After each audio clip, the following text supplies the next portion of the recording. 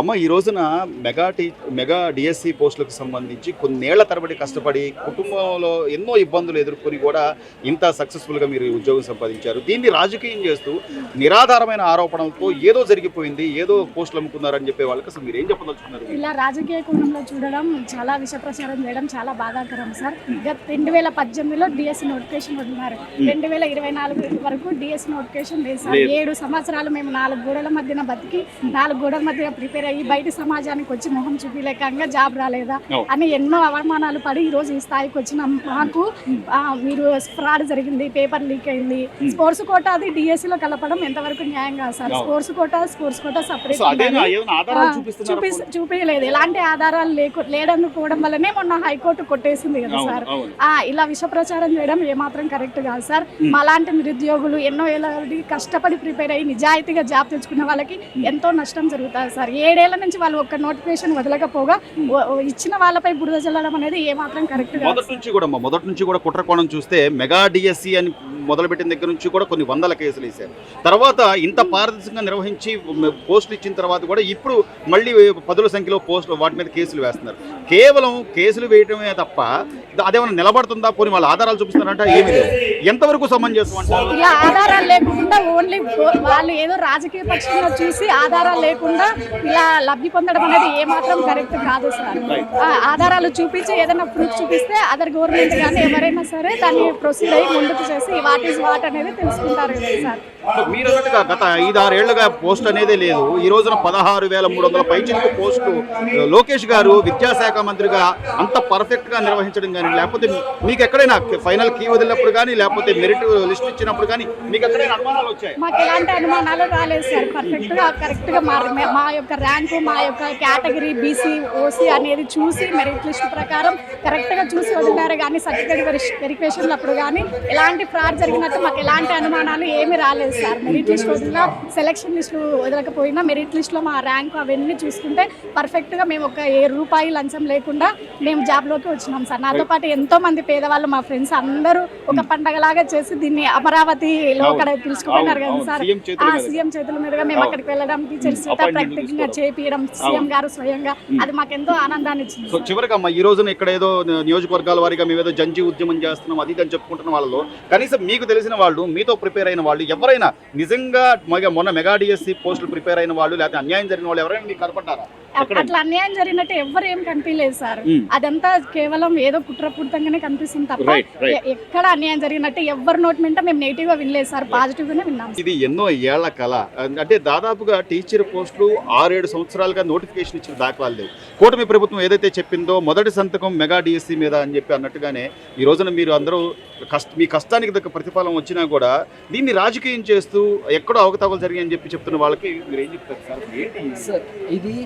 It is just the opposition is doing it for just to score its political points, because if they have any evidences, so the concerned candidates can go to the court and put a file. So even the opposition can also give a legal aid to the such candidates, but they are not doing it. They are just they're just making it to gain some political points. That's it.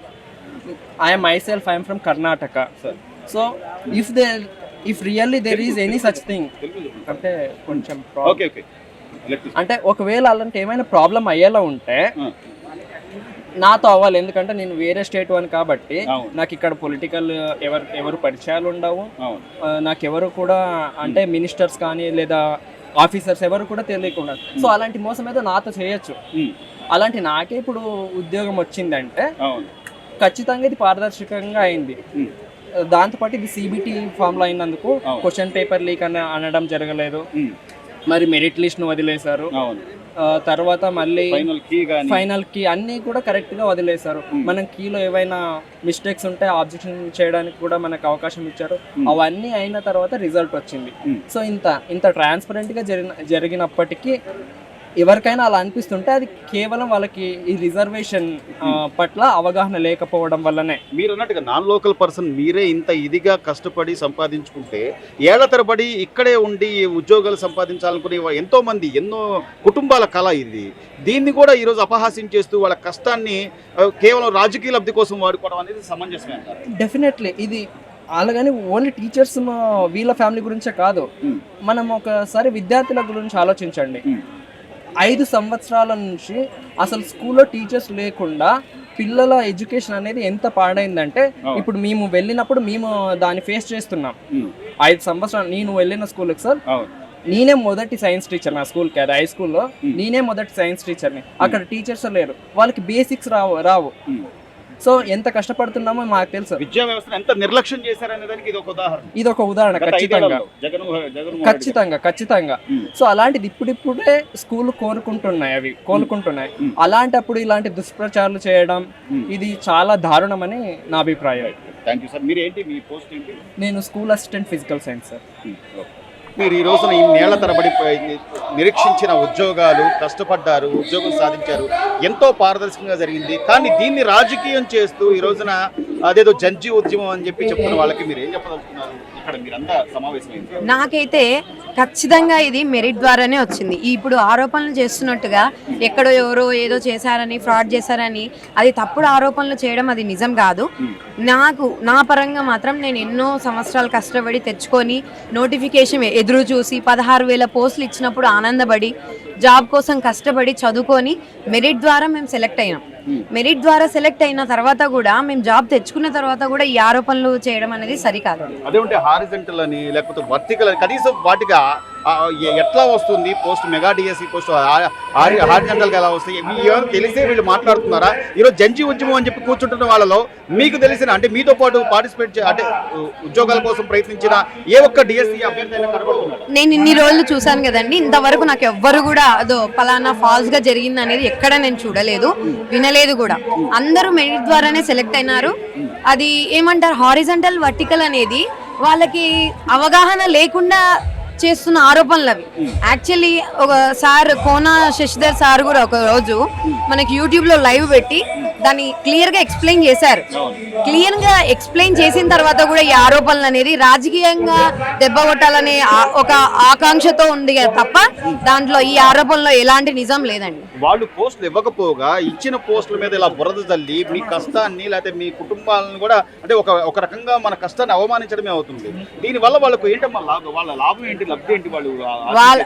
వాళ్ళు ఆశించేదేమో నాకు అర్థం కావట్లేదు. కానీ మేము కష్టపడి సంపాదించుకున్న ఉద్యోగాలని ఇట్లా బురద చల్లి దీన్ని ఈ ఫాల్స్ ప్రచారం వల్ల మా కుటుంబాలను కూడా రోడ్డు మీదకి లాగే పరిస్థితి వచ్చిందండి. ఇప్పుడు మేము మెరిట్ ద్వారా చేసినప్పుడు మేము భయపడాలి? మా మీద ఇట్లా దుష్ప్రచారం చేయకూడదు ఎండిఎస్సి మీద. సో మొత్తం అంటే మీరు ఏం చెప్పదలుచుకున్నారు? ఇలా ఈ రోజున మేము జంజీ ఉద్యమం చేస్తున్నాం, లేకపోతే ఆ ఉద్యమంలో కూర్చుంటున్న వాళ్ళు ఎంత ఏ వయసు వాళ్ళందరూ మనకు కనపడుతూనే ఉంది, మన సోషల్ మీడియాలో కానీ మీడియా ద్వారా చూస్తూనే ఉన్నాం. వాళ్ళకి మీరు ఏం చెప్పదలుచుకున్నారు ఫైనల్? అంటే మీరు ఖచ్చితంగా దీని మీద ఎలాంటి ఆధారాలు కానీ ఏమన్నా వాళ్ళ దగ్గర ఎనీ ప్రూఫ్స్ ఉన్నాయా, లేకపోతే ఆరోపణలు మాత్రమే? ఇవన్నీ మేము చేసేది ఎందుకు అంటే ఇవన్నీ మీరు చేసేవన్నీ అసత్య ప్రచారాలు. మేమంతా మెరిట్ ద్వారానే వచ్చాము. ఇక్కడ మేము తెలియజేస్తుంది ఏమనగా మేము కష్టపడి తెచ్చుకున్న ఉద్యోగాలే తప్ప ఎవరో మాకు ఇచ్చిన ఉద్యోగాలైతే కాదు. మేము ఈ ఉద్యమాన్ని ఎందుకు ముందుకు నడుపుకొని మేము ఎన్నో పిల్లలు, మా చిన్న 3 ఏళ్ల పిల్లలు కూడా ఉన్నారు, అక్కడ వదిలిపెట్టి మేము ఇక్కడికి ఎందుకు వచ్చినామంటే మా ఉద్యోగాలు మేము కష్టపడి సంపాదించుకున్నామని తెలియజేయడం కోసం మేము ఈ కార్యక్రమాన్ని నిర్వహించడానికి పాల్గొంటున్నాం. మేము సుష్మిత శైలి, నేను స్కూల్ అసిస్టెంట్ గా, ఇంగ్లీష్ టీచర్ గా నేను వర్క్ చేస్తున్నాను.